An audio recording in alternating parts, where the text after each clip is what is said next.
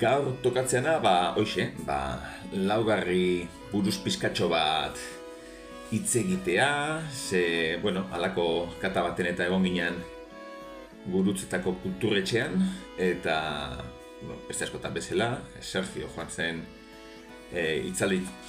itzalditxo ura ematera, eta, beti egiten den bezala, halako kontuetan, halako garagardorik eta inoiz probatu ez duteni, bide berri hortan abiarazteko, zenbaitzo gauza probatu genituen, hogeita pertsonen guru bildu ginen berton, eta, lehenik eta behin, fabrikaren beraren historia, euren historia kontatu zuten, pizkatxo bat, nola, Barakaldon, ezagutzen ziren lau pertsona ziala, lau hori, lau pertsona horietatik hasten dan, ez da bosgarren bat ere azkar batean bildu zitzaien, danak ere Barakaldo, Sestao eta ingurukoak, eta hauek garagardo kontuak eta maite zituzten, normalean eta Simangon eta Korte Inglesean hartzen zituzten, igual importaziotik zetozten beste herrialdetako garagardo batzuk, eta hori 2010 urtetik aurrera, ja Estatu Espainolera artisausko garagardoen moda berri hori ailegatzen denean, goratu, Estatu Batuetatik, zetorren moda bat zela hori, 70. hamarkadan berton hasten delako mugimendu berri hau, eta pixkanaka, Ingalaterrako irlak, edo Britaniako irlak, zubi moduan erabiliaz, Europara heltzen da kontu guzti hori, eta 2010-erako, bagenuen ja, bai Euskal Herria eta bai estatu mailan, moda berri hori. 2010-ean edo izango zen justo 2008ko krisia eta gero Napar bir sortzen den urtea edo, eta laugarrea antzeko parezida hasiko zen. Eta hoxe, halako Alemaniar eta inguretako garardoak daztatzetik, ziren, bertoko ekoizleek egiten zituzten garardoak dastatzera, eta horien artean ipotutako Napar bir hau. Napar birren inguruan, hilabete honetan bertan ingo dugu beste kata bat, hemen etxean, lagunekin, eta horren inguruko bideotxoa ere egingo dut. Baina gaurkoan laugar tokatzen da, eta esaten ditzuenez, Napar bir zen garai hartako erreferentzia klabetariko bat, estatu mailako braseriarik ezagunetarikoa. Eta, hauetxek ere hola ziren garai hartako artisausko garagardoak dastatzen, eta denborarekin eurek ere animatu ziren.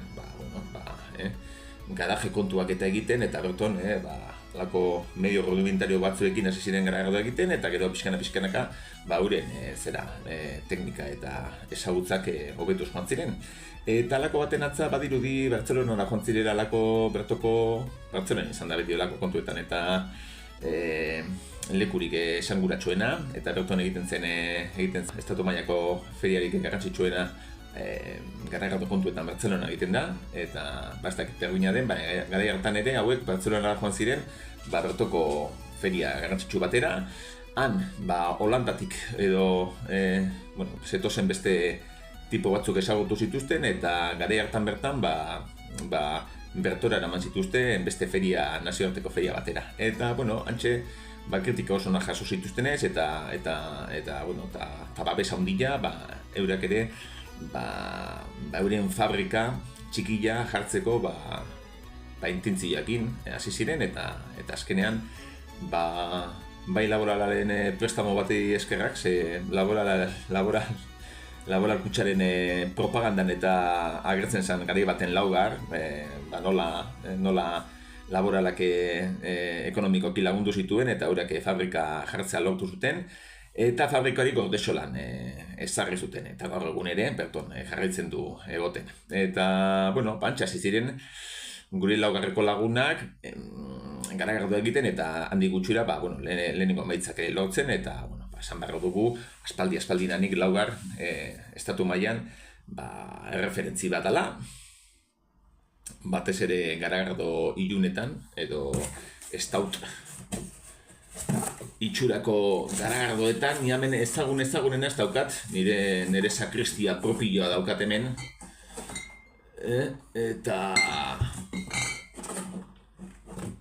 eta bueno, hementxe erakusteko zuei, Funeralopolis.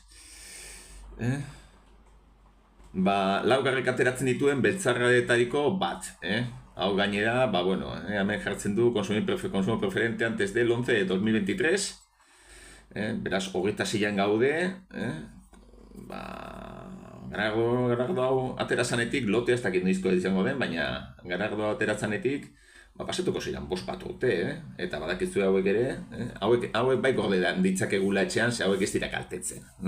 Ardoa baritz bai, badakizu krotxoak eta beti, ardoari transmitetzen dituen dizkiola gauzak. Ez dagoela guztiz itxita. Hauek printzipioz txaparekin, bai, dena dela honek daukane alkohol kopuruarekin, ze garagardoak kaltetzen dira bai, baina hori, 4-5 gradu dituztenean, baina beste hau bezala,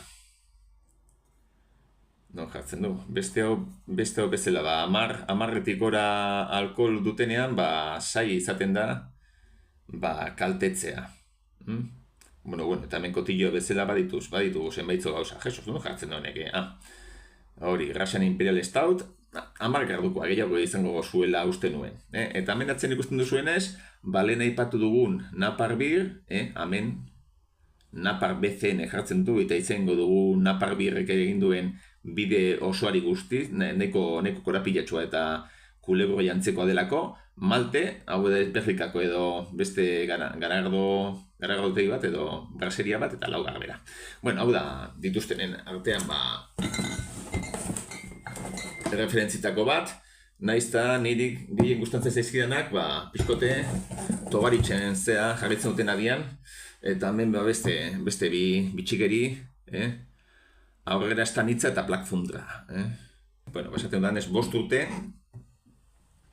lasai asko egon daitezke hemen beratzen, eta nik alasei ditut, ez dakit noiz edateko, hori beste kontu bat da. Eta esaten dizuenez, laugar ezaguna da gaur egunean estatu mailan euren beltzarrarengatik, eta, gero ere, noski, egiten dituzte orain modan dagoen IPA kontu guzti horiek. Eta daztaketan ere, halakotxe bat daztatu genuen. Nik probatu genuen, ikusten duzuen lehenengo hori, bitxie izenekoa, eta aspaldi gainera, atera berritan. Eta ez hitzeidan bat ere gustatu, ze esan nuen, gaseosa, saporea, edo itxur hartzen nion, eta esan nuen, honetan sartu dute soberan zituzten lupulo guztiak. Ja, pixkote estokata eta kentzeko. Eta egia da, karo, Sergiok ideia guztia kontatu zigunean, orduntxe ulertu nuela guztia. Bitxia da, eta horretxegatik hasi zuten daztaketa garagardo horrekin, ohikoan artisausko garagardorik inoiz daztatu ez duten pertsonentzako, sarrerako garagardo bat, hau ez da, ipak eta kontu arraroa gustatzen zaizkigunontzako, baizik eta da, publiko zabalari zuzenduta dagoen garagardo bat. Eta batxegatik daztatu nuenean, enuen ulertu. Ze esan beharra dugu, braseria mundutan edo garagardotzale kontutan, bi tipologia ditugula. Bat adibidez boga izango litzatekena, garagardo mainstreamagoak egiten dituenak, kainerotan, tabernetan aurkitzen ditugunen antzerakoak, eta gero ja daude frikiak, eta frikien artean laugar hauetariko egiten dituztenak, beti gauza berriak, esperimentazioa, eta alik eta erakargarrienak publiko espezifiko batentzako. Eta karo, horretxegatik bere garaian nuen bitxiaken perfila ulertu, eta orain ja, bitxiak izango litzateke kiskalerekin batera, kiskale esan probatu genuen bigarrena, publiko zabalari sustentako garagardo bat, beti ere, eurek ere, naizta euneko 30 bat, euren produkzioaren ekoizpenaren euneko 30 bat, kanpora bidaltzen duten, kanpora esan nahi dute Estatu Espainolitik at, euren nahi dutena, kopuru hori gero eta murritzago izatea, gero eta gehiago Euskal Herrian saltzeko. Orduan, horren hildotik doa bitxia bezalako garagardo bat. Eta, hoxe, iguale, lupulua baino gehiago, maltak igartzen zitzaizkion, nere aburuz, toke batez sudurren eta maltaren usaia nik uste bazuela, edo igartzen zitzaiola, lupulua de hor egongo zen, baina, printzipioz, ez hain garratza, hain mingotxa, elitzateken garagardo bat aurkeztu zuten lehenengoa, eta horretxetarako da bitxia. Askotan ere, guk kontu hauetan hasi ginean eta lagunak erakarri nahi genituen gure afizio berrira, askok txarto egiten zuten, eta joaten ziren zuzenean, ipak probatzera. Eramaten zituzten lagunak ipak probatzera, eta normalean, eta horreko bideo baten ere esan nuen, ipa bat datatzen duzunean, bi gauza gertatu daitezke. Euneko 20 bat enamoratzia, eta euneko 80 bat, garagardo hori guztiz rotatzea. Eta orduan hori, askotan txarto egiten dugu. Eta horretarako da zuzen ere bitxia, beraz, hori jakinda, badakizue laugarren baduela referentzi bat, zuen lagunak mundu honetara pixkanaka hurbiltzeko. Gerora kiskale probatu genuen, hori ere aski ezaguna, nik uste gehienontzako, referentzi klasikoetariko bat, eta ez dakit bakarra den irauten duena, ze epa paleale ere, euskal paleale gura ere ardian jendik uste kendu dutela portafoliotik, eta niri sesion bat ume zombia agertzen zana, ura ere asko gustatzen zitzaidan, eta hori zombiarenak ere double imperialipa eta kontu horiek ere kendu dituzte guztiak. Eta beraz kiskale da referentzi bakarra lehenengo garagardo haietatik geratzen dena, tobaitxe eta kenduta, noski. Eta kiskalarekin gertatzen da antzeko parezido.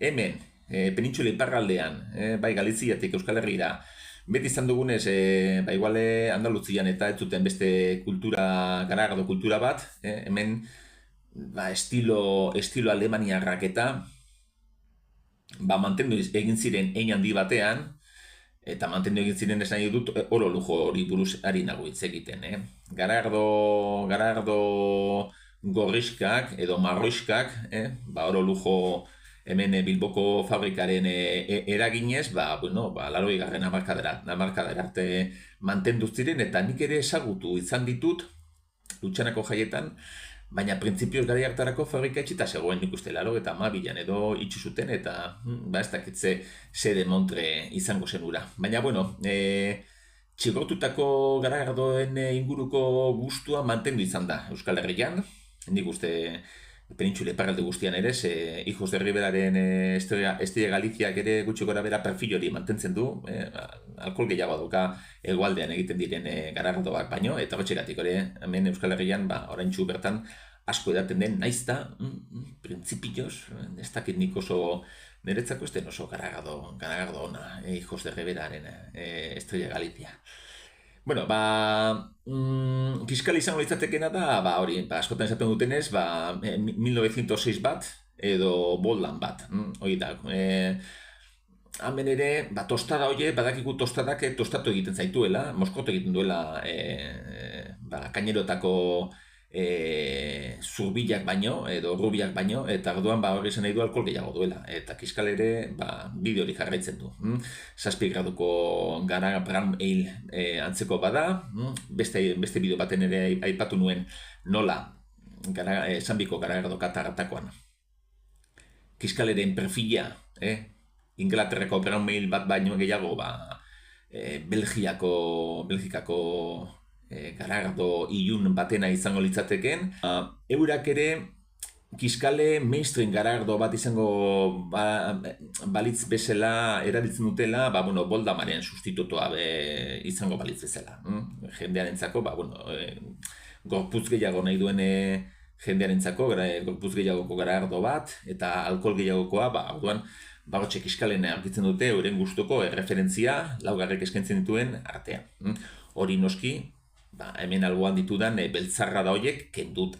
Baina, claro, hortarako ere ja, nolabait ere, gustua edo finduta eduki behar duzu, eta imperialistautak ere, gozoak dira eta jendeari normalen gustatzen zaizkio, oso maltosoak, oso azukretuak direlako, ahoan eta likor, patxarre puntu hori gordetzen dutelako eta jendeari patxarra eta gustatzen zaiolako, kubatioak eta lako kontuak, eta orduan, ipak baino asko ere erresagoa dira, publiko zabalaren artean, gustagarri egin daitezen, eta horretxegatik, kiskale ere, bideo hori jarreki, lehenengo pausu bikaina da, gerora, estautekin eta azteko. Orduan, horiek izan ziren bi lehenengoak, jende berton zeuden jendeari, edan errasak egin zitezen, eta gero ja frikadara joan ginen, eta frikada oraingo honetan, IPA bat izan zen, IPA bat, nik uste dute neipa bat izan zela, DDH, Double Dry Hop bat, lupulutarra, esaten duenez DDH bat, Double Dry Hopping, hau ere siglan kontuarekin eta, gure taldeko batek, galetu ziona zer demontresan Double Dry Hopping hori, eta, jakin orain kontua da, lupuloa normalean, mostuaren egosketaren aseran, erdian edo azken aldera botatzen diogula. Nahi diogun lupuloari